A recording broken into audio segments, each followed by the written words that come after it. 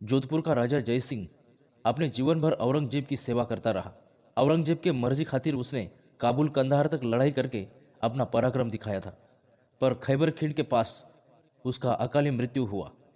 जसवंत सिंह जैसे वफादार सेवक के मृत्यु से औरंगजेब को दुख होना चाहिए था, परंतु उसकी मृत्यु से औरंगजेब को और अच्छा लगा। जोधपुर का राज्य अब हमें मिलेगा, इस विचारों से वो बहुत आनंदित हुआ। उस समय राजा जसवंत सिंह की रानी गर्भवती थी। उसे अजित सिंह नाम का एक पुत्र हुआ। जोधपुर के सिंहासन पे अजित सिंह बिठाया जाए, ऐसी पूरी राजपूतों की इच्छा थी। खुद दुर्गादास राठौर इस बात को लेकर औरंगजेब के पास गया। हुजूर, वारिश के अधिकार से अजित सिंह को जोधपुर का राजा बना दो। औरंगजेब ने हंसते हुए कहा, क्यों नहीं, जरूर बनाएंगे।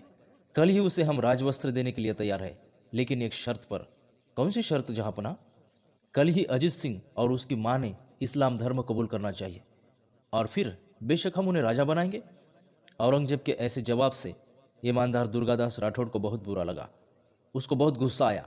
उन्होंने वहीं पे कसम खाई कि मेरे मरने से पहले इस हरामी औरंगजेब की वाट लगाए बगैर मैं छोड़ूंगा नहीं।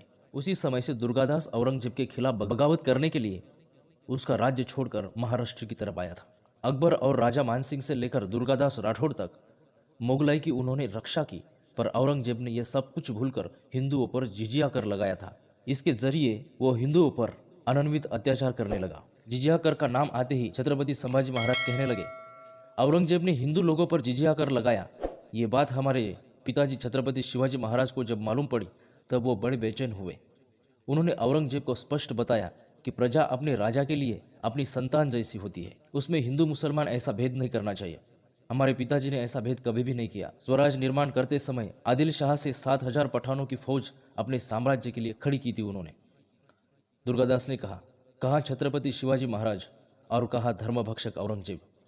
राज्य के सरहदें बड़ी होने से साम्राज्य बड़ा नहीं होता, राजा का दिल बड़ा होना चाहिए।